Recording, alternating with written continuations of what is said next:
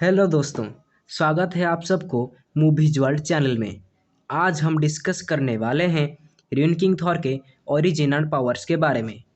मैं जानता हूँ कि यूट्यूब पर इसके बारे में बहुत सारे वीडियो अवेलेबल हैं, बट कहीं भी र्यून किंग थॉर के जो ट्रू पावर्स हैं पता नहीं चलता। कोई कहता है कि वो यूनिवर्सल है, कोई कहता है वो मल्टीवर्सल और कोई कहता है वो ओमनिवर्सल बीइंग है। लेकिन वो असल में कितना पावरफुल है, चलिए जानने की कोशिश करते हैं और प्रूफ के साथ ये कहेंगे कि र्यून किंग थॉर कितना पावरफुल बीइंग है। अगर मेरी इस वीडियो आपको अच्छी लगे और सही लगे तो लाइक, सब्सक्राइब और कमेंट करना मत भूलना। ये टाइम था राग्नारॉक का और ओडिन भी मर चुके थे। लोकी ने सटर के साथ मिलकर अपने लिए एक म्यूनिर बना लिया था। फाइट में थॉर की म्यूनिर डिस्ट्रॉय हो गई और तब ओडिन फोर्स ने उसकी सहायता की, एक छोटी बच्ची के रूप में आकर उसे गाइड करने लगी।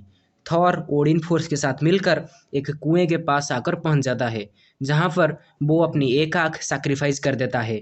लेकिन कुछ नहीं होता, क्योंकि ओडिन ये रास्ता पहले ही अपना चुके थे। तब ओडिन फोर्स थॉर को अपनी दूसरी आंख सैक्रिफाइस करने को बोलती है। जब थॉर ये करता है तो उस कुएं से पानी बाहर निकलता है, जब जिसको थॉर पी लेता है और अपनी आंखों में डाल देता है।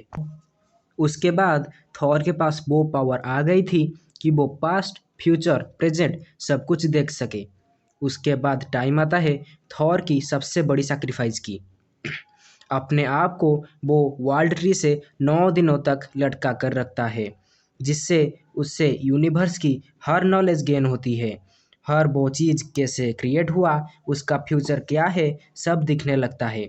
लेकिन तब थॉर की डेथ हो जाती है। ऐसी सिचुएशन में थॉर अपने पिता से आखिरी बार मदद मांगता है और अपनी लाइफ सेव करने की कोशिश करता है। उसके बाद उसकी रिवेंज की कहानी शुरू होती है।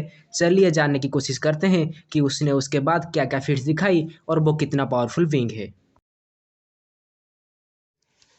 कोई बंदा कितना पावरफुल है, ये हम 3 तरीकों से जान सकते हैं।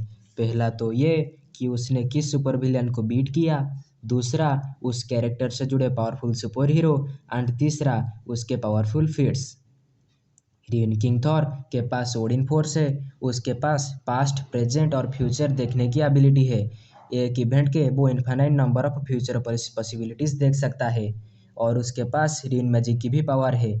इसके अलावा matter manipulation, reality manipulation, energy projection जैसे पावर्स हैं। र्यून किंग थॉर के दिखाए गए फीट्स में से पहला तो यह है कि उसने इंटरडायमेंशनल बैरियर को तोड़ दिया था। मैं ये बता दूं कि इंटरडायमेंशनल बैरियर को एक यूनिवर्सल बीइंग नहीं तोड़ सकता। इसे तोड़ने वाला यूनिवर्स से ऊपर लेवल का बीइंग होगा। उसके बाद र्यून किंग थॉर ने मैंगोक को एक हाथ से डिस्ट्रॉय कर दिया था। मैंगोक एक स्काईफादर लेवल का बीइंग है, जिससे ओडिन फोर्स के साथ भी फाइट करने से डरते थे। उसी मैंगो को र्यून किंग थॉर ने एक हाथ से रियलिटी से इरेज कर दिया था। लोकी का सर उसके शरीर से अलग कर दिया, लेकिन फिर भी उसे जिंदा रखा।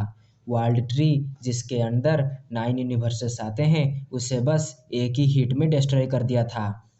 अब तब तो आपको ये पता चल गया होगा कि र्यून किंग थॉर एक यूनिवर्सल बीइंग बिल्कुल नहीं है, क्योंकि एक यूनिवर्सल बीइंग वर्ल्ड ट्री को डिस्ट्रॉय नहीं कर सकता।